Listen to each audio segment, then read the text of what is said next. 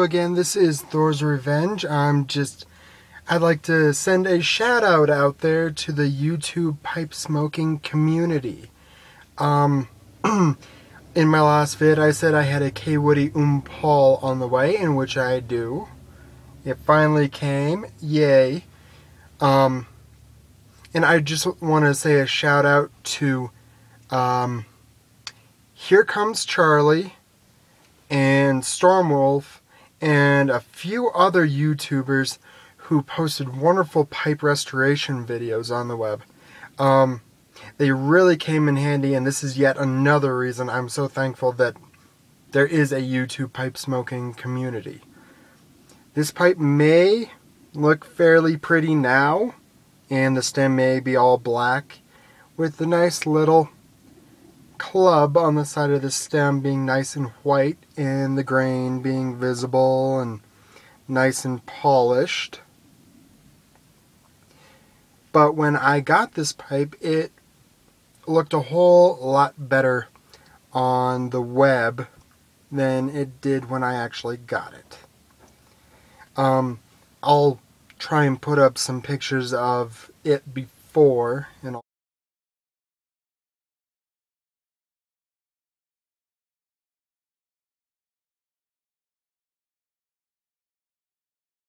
Okay, so yeah, it looked pretty dang rough, and I forgot to take a picture of it, of the bit of the stem actually, because the bit of the stem actually has a hole in the bottom of it. I don't know if you can see that, but it's right up against the actual end of the bit.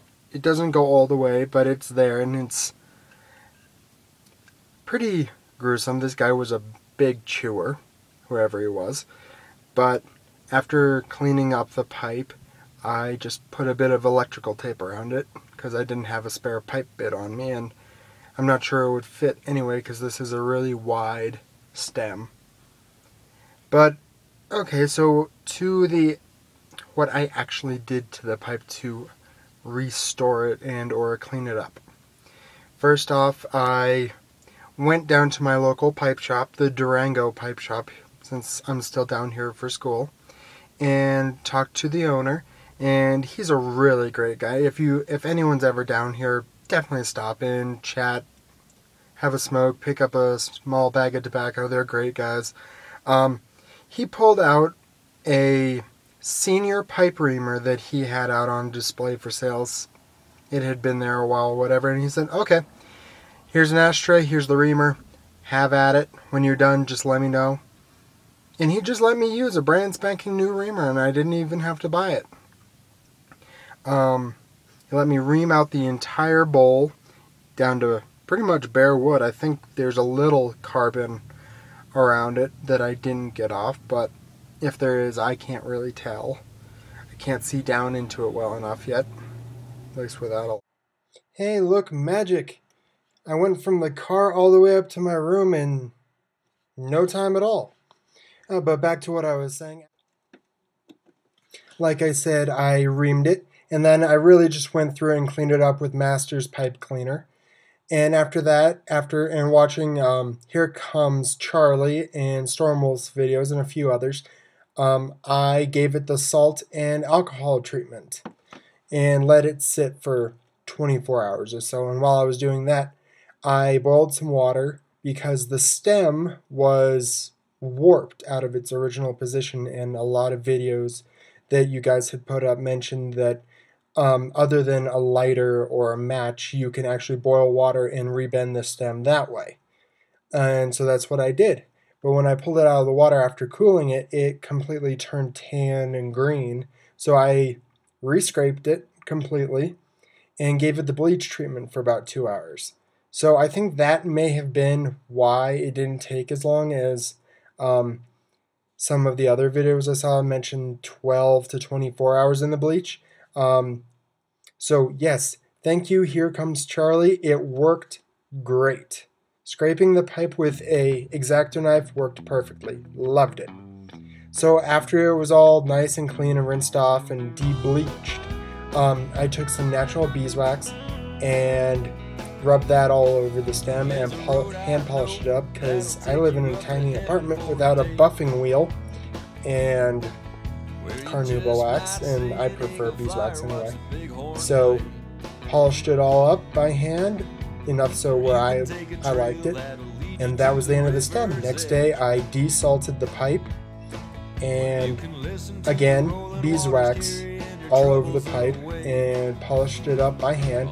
And actually polishing it up with the beeswax lightened it up quite a bit. It took off all of the ickiness from whoever owned it previously before me hand had left, or smoke, tar, and stuff like that. So it lightened it up so I could see the grain, and it really has beautiful grain, because this is a super grain Kaywoodie, and I'm loving this thing.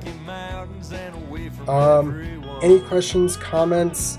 I'd love to hear them. My next pipe that I'm trying to get my hands on is a convertible churchwarden, similar to, or like, or I'd even take one of the Brebia's twin model that has the pipe, the stem, and then a shank extension. Most of them are spigot and army mount styles. They don't really use a screw mount anymore. I know that the Pipe Club of London members have a few of those, and theirs are older, really old Dunhills and Wellingtons that use albatross wing bone for the extension. I really just want one because it would make things really nice and easy for when I'm reading outside and wanting to smoke, but I need a long pipe to stay out of the way of my textbook. So if you guys find anything, or know where I can get a reasonably priced convertible churchwarden, that would be amazing. Let me know, and I'll see what I can do. So again, thanks. Send me any comments, and again, thank you to Here Comes Charlie, Stormwolf, and many more. Forgive me for not remembering exactly whose videos I watched, but pretty much anybody who posted their video under pipe restoration or stem restoration I watched. So thank you again, and happy smoking to everybody. Hopefully here I'll post again soon. Bye. Westbound, I-70 westbound, we'll get away for a little while. On I-70 westbound, we'll get away for a little while. On I-70